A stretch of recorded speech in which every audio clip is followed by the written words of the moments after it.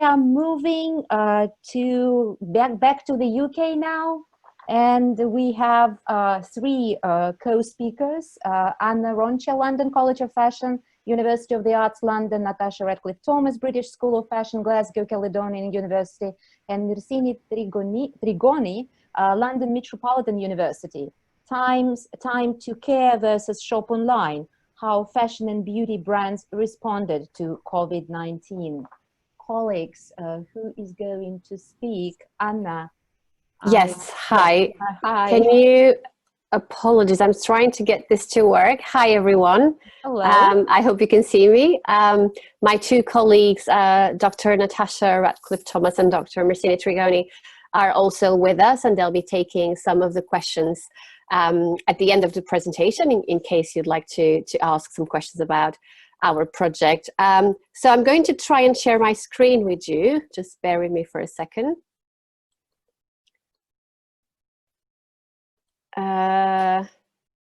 Right, can you see that? Yeah. Yes? Yes. Okay, perfect. So I will take you through the project that we did. So this project is called Time to Care versus Shop Online. So how fashion and beauty brands responded to the COVID-19 situation.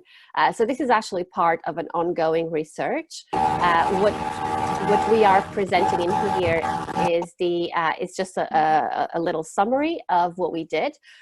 We've also posted a LinkedIn article for those of you interested in knowing more about this project, and we are now working on the full submission, the extended journal submission for this particular project. So just in terms of what we did, so we all know how COVID-19 has impacted the fashion industry. It's something that we've been discussing here all morning, and also we've all been through a couple of other webinars where this topic was approached. So fashion weeks have been cancelled, our consumption levels have dropped. We've seen a lot of different players not making it through these uncertainty. So basically in general, we have brands trying to adapt to a new reality. Checks how brands have had to adapt and shift their strategies and their business models to make sure that they are ensuring the sustainability of their structures. So within that also comes a way of finding new ways of communicating to consumers. And because social media has been, especially Instagram, has been the preferred channel for fashion brands to engage with consumers, we've decided to look at how brands have responded to the current situation. So can you see the next slide? Is this okay? Yes, we can. Yes, perfect. Okay, so in terms of methodology, we have, so we've had a look at the different charts. So we've had a look at Interbrand's top 100 global brands, as well as the brands, top brands charts. And in total, we looked at 40 brands, and those 40 brands were spread across luxury, fashion apparel, and beauty. So you've got a snapshot there, you've got a screenshot there of some of the brands we've looked at. And we had a collection period of a total of 8 weeks from the 11th of March until the 21st of March. Sorry, the 21st of May, not March, there's a typo in there. So this is a total of 8 weeks.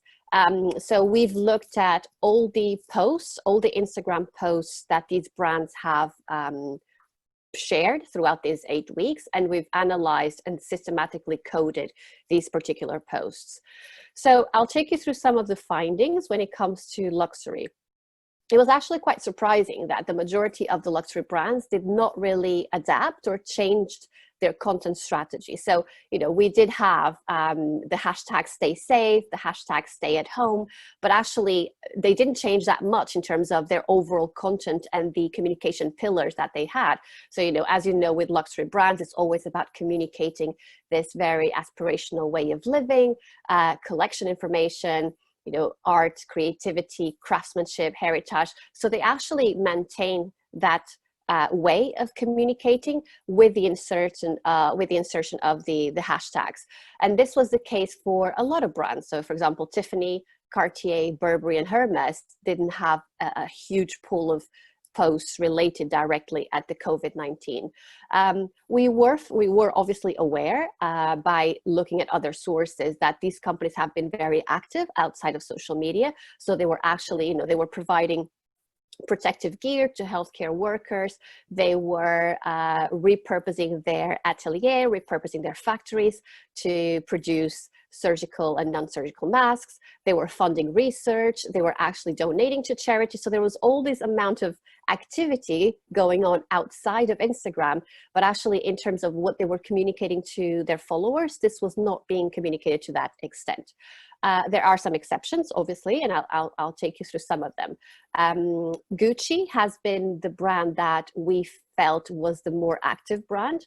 And what is interesting about Gucci is that it's not so much that they were the ones that actually posted the most, but more importantly, they were the ones that actually took more risks in terms of content. So the content they posted was actually very different to the normal aesthetics that you see on an Instagram feed of a luxury brand. So we've got some screenshot in there of 6 of their posts. And as you can see, they were resharing information from the World Health Organization. It was all about keeping their consumers informed about the activities, how to prevent the virus, how to share information. So what they really wanted to do is to create this global community where everyone kind of had the chance to be a change maker and also stand together in this time of crisis. They had an interesting hashtag, the Gucci community, where they partnered with a variety of different artists. And these artists were actually shooting themselves at home, like, taking photos and taking videos of themselves at home and sharing that with messages of empathy, well-being, different types of advice. So Gucci has been an interesting case study for us to look at because of how different the imagery and the aesthetics of the feed was throughout these 8 weeks. I'll now move on to the fashion apparel category.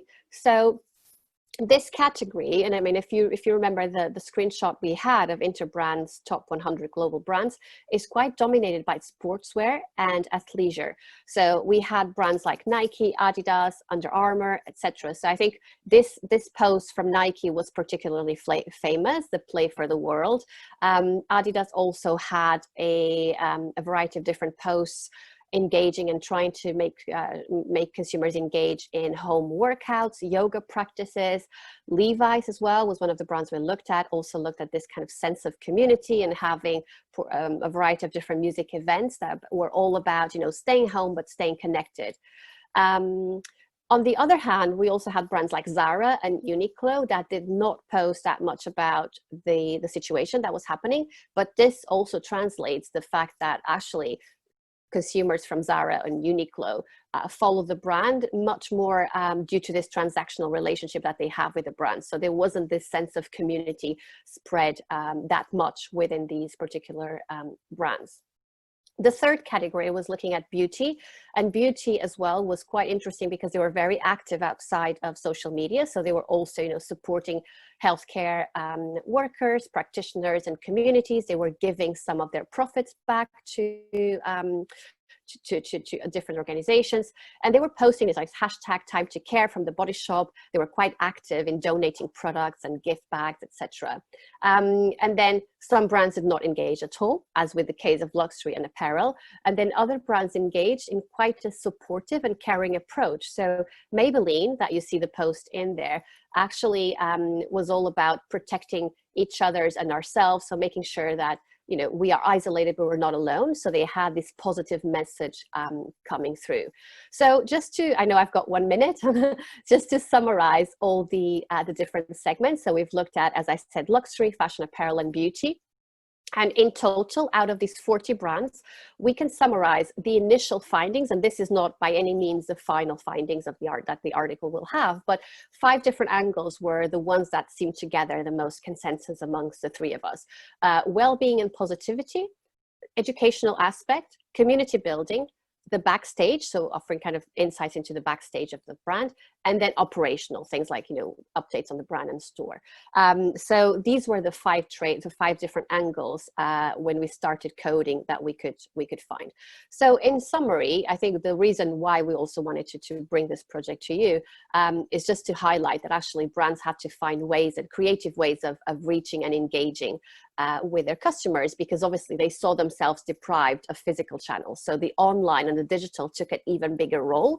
And in a way, how they've responded to this crisis also showed us that actually we all have a joint opportunity to reset the fashion system and help to build a system or a way of working that is much more sustainable and much more future ready. So it's all about how brands want to be remembered, and also how they want to take consumers with them on that journey. So this is basically just a very quick overview of the project that we did, and my colleagues who are also attending in here will also help me take some questions now at the end. So thank you so much for giving us a chance to present. Thank you, Anna. Anna, yes, speaker and co-speakers, Natascha and Mirsini are also with us today. Correct. Comments and questions. Okay.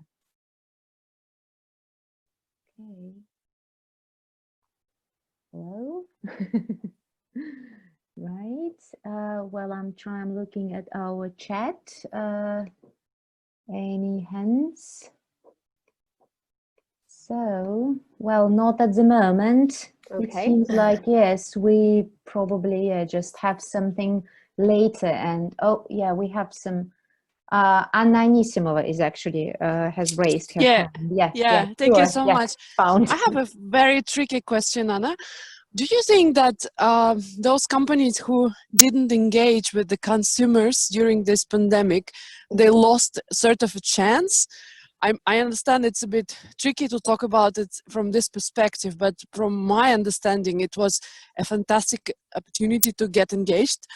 So do you think they did a mistake if they didn't really use this chance to sort of talk about their perspectives on that? And thank you. Would any of my colleagues like to answer, or should I go? I'm not sure if their mics are. Hello. Oh, hi, Natascha. Hi. Yeah, I could say so a little bit. Yeah, thank you so much for the presentation, Anna.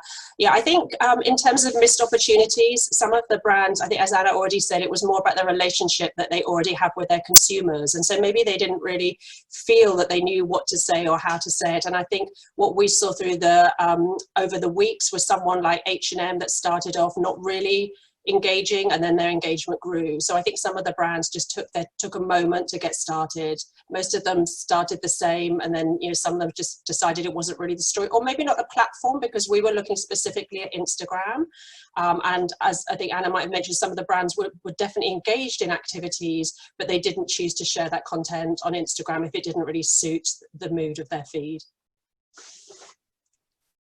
I can also add something in there, Anna, because I think you've raised a really interesting point about, is this a missed opportunity or not? Was this a missed opportunity to engage? I think in general, what we are seeing, and this is also part of the underpinning theory behind our research, is that consumers want to be more involved, but they also want brands to actually take a stand, and they want brands to be more active in terms of their purpose, and make sure that actually that purpose aligns, or all their activities align with the purpose. So with that in mind, I do think that there are some brands that have always been very vocal about their values, their mission, their purpose, and having a very strong social kind of like a social purpose underpinning their activities, but actually they don't actually do that much when it comes to that. So I think in a way, those brands, when we look at the current moment that we are facing, if they're not doing that, then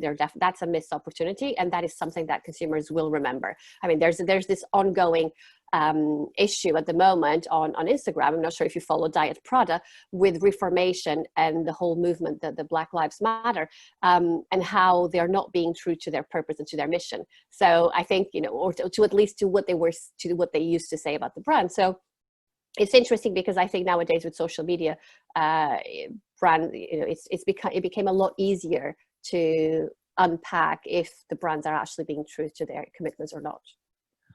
Thank you. We have a question from Claire Rose.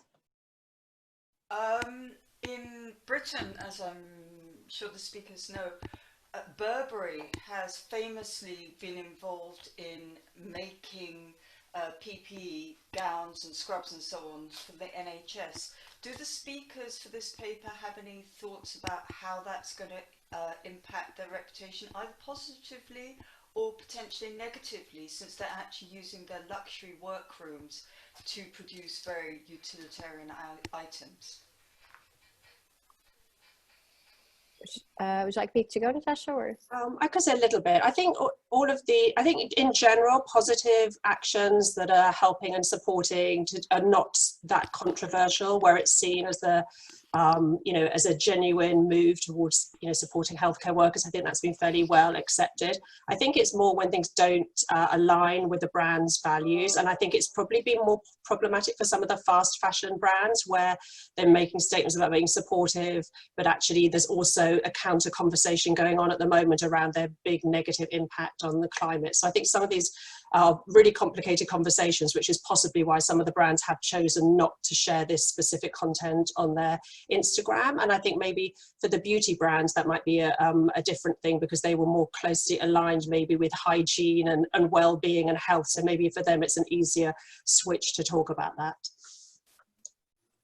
Thank you. Yes, and if I can add something here, I think also about, hello from Athens, and thank you for attending our presentation. If I can add something here also, is that obviously beauty brands was much easier to adapt their message, because it's everything about hygiene and was in your hands right now. But also I think it was a very good opportunity for beauty brands that have ethical and sustainable approach and very much about community-based strategy to reinforce this message under the COVID-19. And that's why we saw brands like The Body Shop or Yves Rocher reinforcing this message and using their brand values to promote, to have a positive message throughout these 2 months that we're researching. Thank you. Thank you, Mirsini, right? Okay.